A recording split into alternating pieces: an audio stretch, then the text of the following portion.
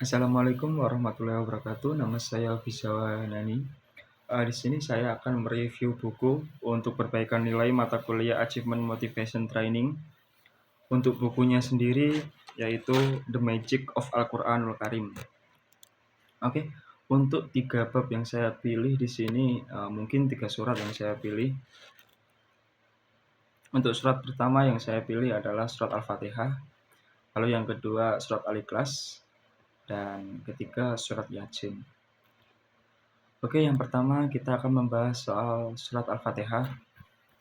Surat Al-Fatihah sendiri adalah surat pertama dalam Al-Quran yang tergolong pada surat Makkiyah yang terdiri dari 7 ayat. Surat Al-Fatihah sendiri disebut sebagai Ummul Kitab atau induk Al-Quran yang kandungannya merangkum keseluruhan tema besar Al-Quran yaitu akidah, ibadah, dan juga permohonan hidayah. Lalu selanjutnya untuk pokok kandungan, yang pertama adalah pujian dan pengagungan kepada Allah Subhanahu wa taala yang terdapat pada ayat 1 sampai ayat keempat. Lalu selanjutnya penegasan tauhid uluhiyah, hanya kepada Allah manusia menyembah dan meminta pertolongan yang terdapat pada ayat kelima. Lalu selanjutnya adalah doa memohon petunjuk ke jalan yang lurus yang terdapat pada ayat 6 dan 7. Lalu untuk yang terakhir adalah menjadi rangkuman 3 pilar utama agama, yaitu mengenal Allah, mengenal jalan menujunya, dan mengenal balasan di akhirat. Untuk fadilah dan khasiatnya, wajib dibaca dalam setiap rakaat sholat. Sholat tidak sah tanpa Al-Fatihah. Selanjutnya disebut sebagai surat teragung dalam Al-Quran, dikenal sebagai ruqyah atau penyembuh berdasarkan riwayat sahabat yang menyembuhkan orang tersengat dengan membacanya. Lalu yang terakhir merupakan bentuk munajat langsung antara hamba dan Allah, di mana Allah menjawab setiap ayat yang dibaca. Lalu untuk surat yang kedua adalah surat Al-Ikhlas. Surat Al-Ikhlas sendiri tergolong pada surat Makkiyah, terdiri dari 4 ayat. Surat ini diturunkan sebagai jawaban atas pertanyaan kaum musyrik tentang sifat Tuhan yang disembah oleh Nabi besar Muhammad SAW. Untuk pokok kandungannya sendiri, yang pertama adalah penegasan keesaan Allah secara mutlak pada ayat ke-1. Lalu Allah sebagai tempat bergantung segala sesuatu atau As-Somad di ayat kedua. Yang ketiga, Allah tidak beranak dan tidak diperanakkan pada ayat ketiga. Dan yang keempat, tidak ada satupun yang setara dengannya, yaitu Allah pada surat ayat keempat. Surah ini merupakan inti akidah tauhid yang paling padat dan jelas. Untuk fadilah dan khasiatnya, disebut Rasulullah SAW setara dengan sepertiga Al-Quran karena memuat dari inti tauhid. Lalu dianjurkan dibaca sebelum zikir pagi sampai petang dan sebelum tidur.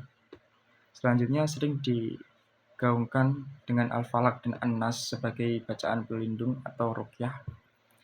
Yang terakhir adalah mencerminkan kemurnian akidah menjadi dasar seluruh amal ibadah.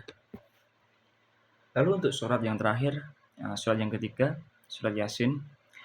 Yasin adalah surat ke-36, tergolong surat Makkiyah, terdiri dari 83 ayat.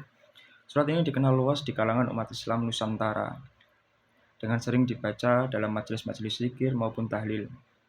Untuk pokok kandungan dari surat Yasin yaitu yang pertama, penegasan kerasulan Nabi Muhammad SAW dan kebenaran Al-Quran ayat 1 sampai 12. Lalu selanjutnya kisah perumpamaan penduduk suatu negeri yang mendustakan Rasul dari ayat 13 sampai ayat 32. Lalu selanjutnya tanda-tanda kekuasaan Allah pada alam semesta, tumbuhan, malam dan siang, matahari dan bulan. Ayat 33 sampai 44. Selanjutnya adalah penegasan hari kebangkitan dan kepastian, yaitu hari kiamat pada ayat 45 sampai 83. Yang terakhir adalah menekankan tema besar, yaitu tauhid, kenabian, dan hari akhir dalam satu rangkaian kisah dan argumentasi. Untuk fadilah dan khasiatnya sendiri disebut sebagai jantung atau hati Al-Quran, Qalbul Quran, menurut riwayat yang masyhur.